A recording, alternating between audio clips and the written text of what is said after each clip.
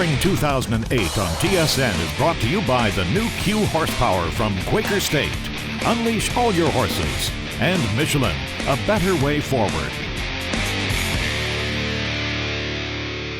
You know, about 10 years ago, when the sport utility market was really on fire, Subaru resisted the urge to go to the other side and build an SUV. Yeah, they did have the Outback, but you know, in 1997, they decided to introduce the Forester. And they like to brag about the fact that the Forester was the first vehicle in the popular crossover segment. Lots of clearance, but with a sedan-like ride. Well, this week we're going to check out the third generation Forester in a rather unusual location. We're on Catalina Island, just off the coast of California. It's about 25 miles long, about 5 miles wide. There's only about 1,100 vehicles here. Many of those vehicles are simply golf carts.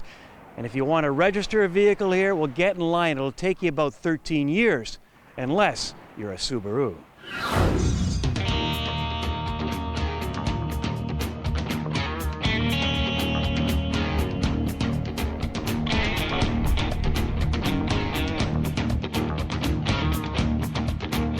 Well, you know, when we introduced the Forester first, there were basically just a couple of competitors. There was the RAV4, the CR-V, and ourselves. Now there's a whole lot of competitors in that segment. What we were looking to do with the new Forester is really create something that goes to the next level.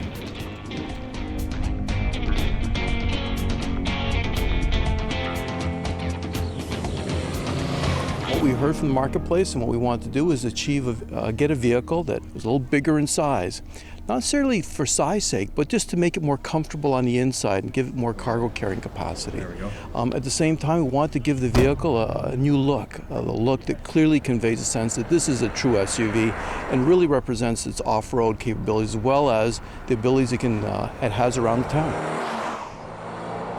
You know, one of my favorite executives in the automotive world is Hiro Yokiyama. He is the president and CEO of Subaru Canada. Now, a lot of executives give you the same old, oh, I'm excited about this, I'm excited about that, but they never say anything.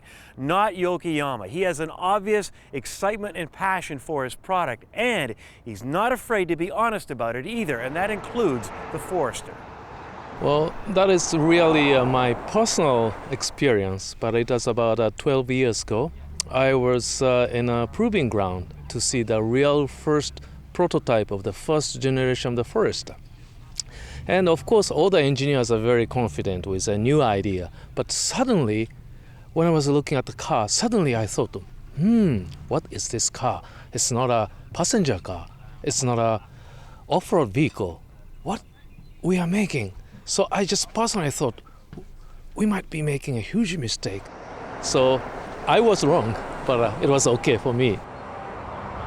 Well, it's interesting to know, Brad, that they haven't done anything really momentous with this vehicle. Subtle changes, refinements, but nothing outrageous. What they have done, to my eyes, is they've gone mainstream with the body style. That's always been kind of a criticism of Subarus.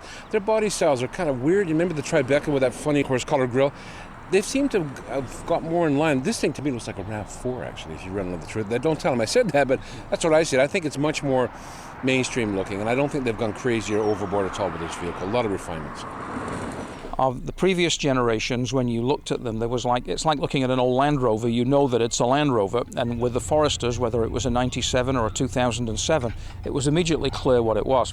People are going to see this on the road, and it's going to take a lot of people a little while to realize what it is, because there is enough change. You know, in the Forester technical presentation this morning, a Subaru executive described the older generation Forester as, well, being something like some of the girls he knew in high school. Great personalities, but maybe not attractive enough to take to the prom. Well, with the third generation Forester, not only would you take her to the prom, she would probably be the prom queen. He also said when it comes to the Forester, he's heard a word he's never heard before to describe a Subaru. We were very pleased. We displayed the new Forester at the Toronto International Auto Show, and there's two comments made. One was that the new Forester clearly conveys the message that this is a true SUV in every sense of the word. The second word that I heard being used was this vehicle has a sexy look to it. And it's a word that often you don't hear with Subaru, and yet clearly people are seeing this as a vehicle that really appeals to them from a visual standpoint. You know what the key here is? I've heard that this vehicle in the U.S. will sell for around 19, 20 grand. Right now, the last generation of Forester in Canada, I think, is around 25 to start. So Subaru is going to have to do some price juggling with this vehicle because it's going to come in, I think, cheaper than the last version. People don't like that. Dealers don't like that. I think their biggest challenge is to sell this vehicle at a competitive price without making other people angry. But the thing I like about them is that they don't really trumpet their own horn when it comes to what they can actually do. Subarus are very good off-road, you know. I mean, they don't make a big deal about it, but they can go just about anywhere. And I think they put out a very good product. I've always liked Subarus, even though they are idiosyncratic. Jim Kenzie, 692-915. Jim Kenzie, 692-915. More later on Kenzie's Corner.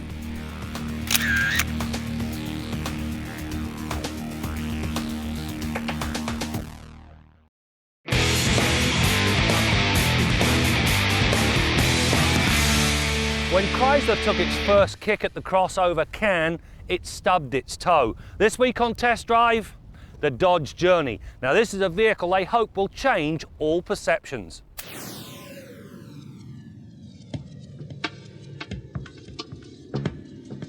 When Chrysler decided to get into the crossover market, its first attempt, the Pacifica, was not very well received.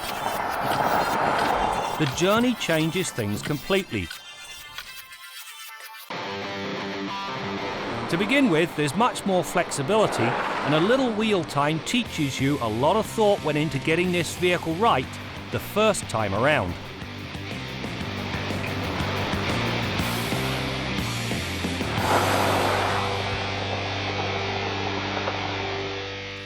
When you slip behind the wheel of this Journey, it becomes very evident that they thought things through meticulously.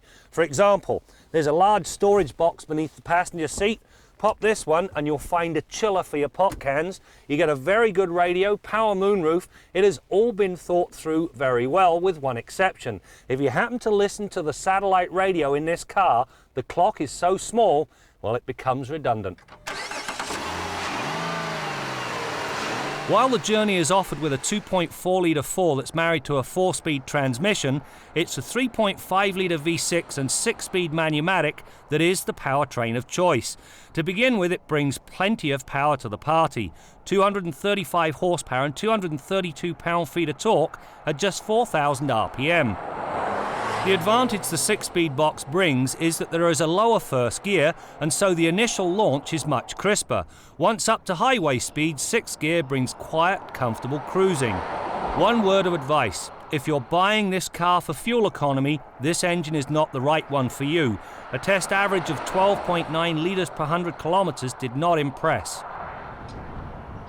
The smart thinking continues in the middle row. To begin with, if there's somebody in the third row, you share legroom with them. When nobody's back there, you get to maximise comfort. The other smart thinking: front seat folds flat. This door opens to 90 degrees, which means that if you've got to load in a big box or a small child, well, it's accomplished with ease. There's also a couple of other things. First of all, 115-volt outlet and yet more storage below the floor.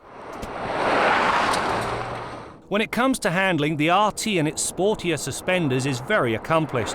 Pushing it through the pylons revealed very little body roll, and the response to steering is fast without feeling twitchy. The oversized P225/50 R19 tyres certainly help the cause, as does the optional all-wheel drive system. It is great at getting the power to the pavement by ensuring it's sent to the wheels that can put it to best use. On the flip side, the RT's ride is all it should be, and so those that like a softer ride, well, they won't complain too much. The Journey's utility continues back here. Now, if the third row is in use, as you can see, there isn't a whole pile of space. However, there is a handy box beneath the floor. Now, getting rid of the third row is a simple matter. That now opens up a ton of space, and of course there's all the requisite tie downs to keep the cargo in place. The other thing I like: how many times have you needed a flashlight and couldn't find one? This one comes with a pre-charged LED unit. Naturally, there is a good electronic stability and traction control system that also features roll mitigation. This thing measures the roll angle and its rate of change. If things begin to change too quickly, the system backs out of the gas and applies the appropriate brake or brakes. On that note, the anti-lock system is up to snuff. Repeated back-to-back stops brought an average stopping distance of just 40.6 meters, which is better than most crossovers. This new Dodge Journey really is a game changer. Not only does it handle very well, it's got plenty of power and an all-wheel drive option, the utility built into this vehicle sets a new benchmark. The bottom line, Dodge has got a home run on its hands.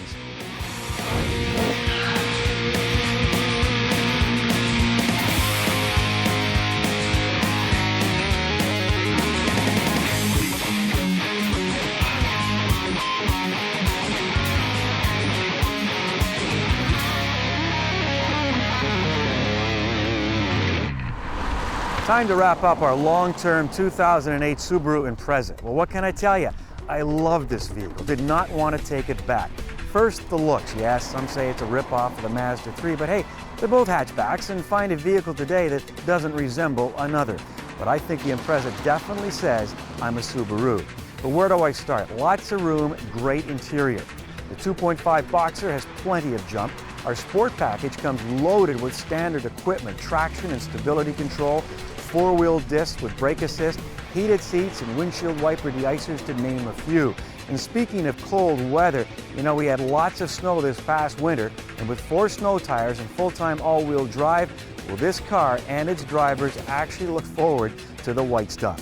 The other great selling point for this car, the base model is $2,000 less than its predecessor. Okay, I know this is the time for a pet peeve, but I'm sorry, I've got nothing to whine about with this vehicle. And you know, the bottom line is that over the years, the WRX certainly has caused a lot of excitement in the Subaru world. But I'm willing to bet that the Impreza, especially the Sport model, could become the halo car in the Subaru showroom. Up next in our long-term garage, Motoring's Car of the Year for 2008, the Saturn Astra.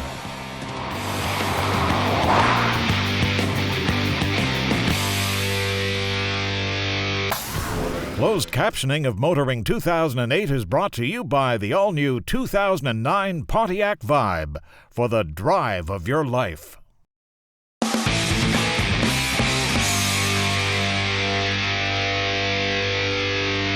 You know, whenever a car manufacturer launches a new vehicle, they have something called a walk-around, where an expert shows you all the little knickknacks and storage areas and bells and whistles on the vehicle just before you go out and do the ride and drive. Well, Subaru came up with something just a little different for the Forester. First of all, when it came to cargo capability, they demonstrated you could put a big case of granola bars in the back. In fact, 4,590 granola bars to be exact. And then they also took a big wooden container the size of a home entertainment center and showed that it fit nicely into the back of the Forester. However, it would not fit into the back of either the Honda CR-V or the Toyota RAV4. So there you go. All right, let's head to the Quaker State Garage and join Bill Gardner. Hey Brad, I was just thinking the other day, you know, if I had to haul 4,000 granola bars, what would I do?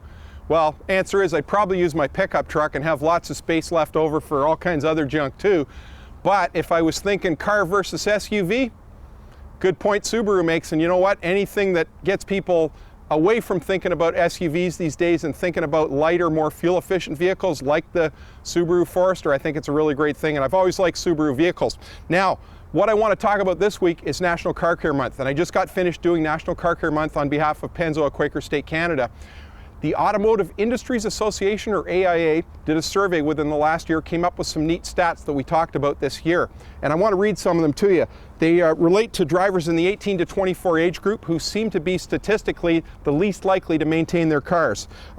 They're the least likely to change their oil every 5,000 K, and 22% of those 18 to 24 drivers either had no idea when to change the oil or wait until the oil light comes on. 45% of them bring their vehicle in for maintenance once a year versus 76% of people over 50. And 22% of those youth drivers wait until it breaks down. So that's an alarming stat.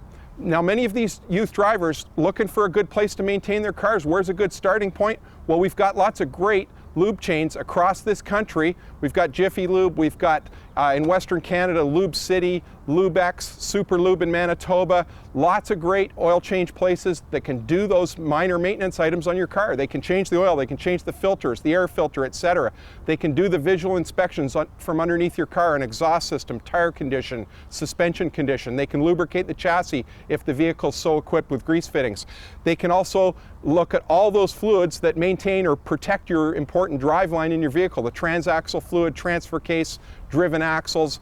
Maintain all those fluids, change them, top them up as necessary, all those things that you as a driver can't get to. Now you as an operator of a motor vehicle need to be responsible for certain things. Tire pressure is one of the main things. You can buy yourself a good quality tire pressure gauge, check those tires at least once a month. If you're driving around on underinflated tires, you're wearing out your tires prematurely, you've got a vehicle that's unsafe in extreme maneuvers, and you're also giving away a lot of fuel economy, and this day and age that's very important with gas prices being so high. So you want to maintain those things, bring your car in every 5,000 K to get it serviced, and in between do visual inspections just like the truckers do. You know, that circle check they make of their vehicle every day, you should do that periodically with your car. Make sure those brake lights are working.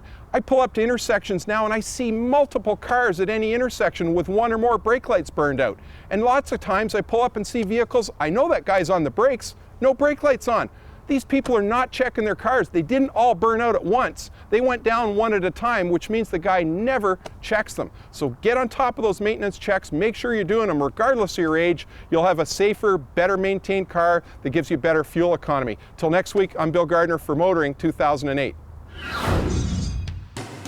For the last 40 years, this has really been the heart and soul of Toyota. In fact, the Corolla's been on sale for about as long as we've been a company here in Canada, and for the last 20 of those years, we've been building them right here in Ontario at our Cambridge facility. So for most Canadians, their first experience with Toyota, whether it's with a car or with our dealership network, is because they're starting off to drive a Corolla. This may be, although nobody has worldwide registration numbers on it, but we think this is probably the marque that has sold the most vehicles in the history of the automobile industry. So over 30 million vehicles around the world in the time that it's been on sale. We produce it in 16 plants in different countries around the world. This car still has to be the benchmark for quality, durability, reliability, fuel efficiency, but we want it to increase the emotional content and style of the vehicle while we're at it. Bigger, longer, more powerful, more features, from more standard airbags through 2 choices of engine, through 3 transmissions, and we've reflected that in what the engineers are referring to as the 5-meter impression, which is that they believe that, you know, from the moment that you first see the car and approach it, open the door, begin to sit down, and before you've driven 5 meters, their challenge was to make sure that the customer understood that this was something different and far above what people have seen in the compact car class before.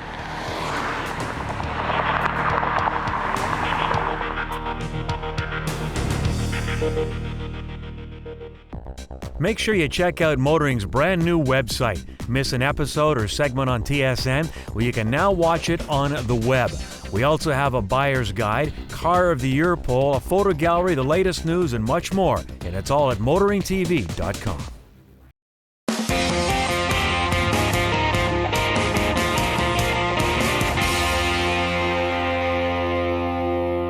Well, I'm now officially a street racer. Yeah, I went up to a shopping mall north of the city where all the slammed Civics and the tarted up STIs hang out and they make their little deals, you know.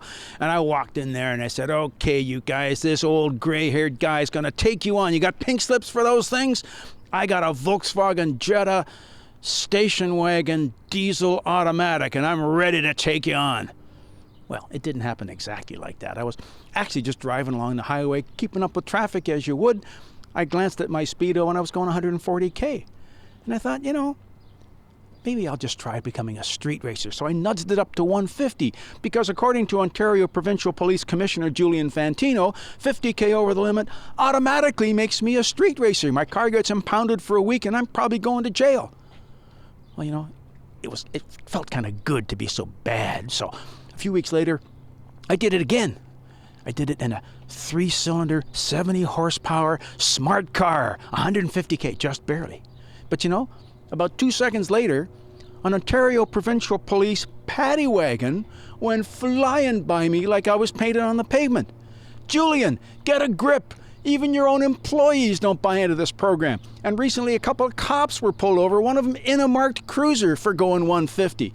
It doesn't make any sense. Now, you're very proud of the fact that Ontario has the safest roads in the North American continent. Fair enough. But this program has nothing to do with that, whether it's Ontario or any other province in Canada or any state in the States. The fact is, Ontario has safe roads, I think, mainly because most of our driving is done on freeways. You can't head on somebody, you can't T-bone anybody. So our safest roads are our freeways, which also happen to be our fastest roads. Anybody making a connection here? No, nothing says we can't do better. And if you want to do something about speed, the first thing you've got to do is set a realistic speed limit. Now, the public is voting every day with their right foot that 100 kilometers an hour on our freeways makes no sense. You want to do something about it? Set a realistic speed limit like 130. And then if somebody goes 20 over that, then they get a 20K fine and nobody's going to argue with it. You don't think that's going to work? Well, guess what? They did that in France, and it does work. And if you can slow down Frenchmen, you can slow down anybody. I'm Jim Kenzie. You know, for many years, Subaru and Volvo have had a lot in common. They've built good, safe cars, and their owners knew what they were getting. But it always came in a rather dull package. Well, of course, that has changed with Volvo, and it's now changing with Subaru, the WRX, the new Subaru Impreza Sport, and now the 2009 Forester. I mean, the design is more mainstream. It doesn't look just like another station wagon. But you know where this Forester really impressed me? Off-roading. Not that you're going to do it, but believe me, I took this Forester up an incline, and man, it was steep. I took it up 4 times, and if cars could smile, this Forester was grinning from ear to ear. It loved every rock and every minute of that climb. And you know what? So did I. Anyway, Graham, we'll have a much closer look at the Forester on a future test drive. That's it for now. We'll see you next time as we continue to bring you more stories about cars and the people who drive them. How is it going to shake out? We really don't know. I suppose we have some preconceptions that a kind of a muscular Hemi might trounce perhaps a more kind of technological hybrid.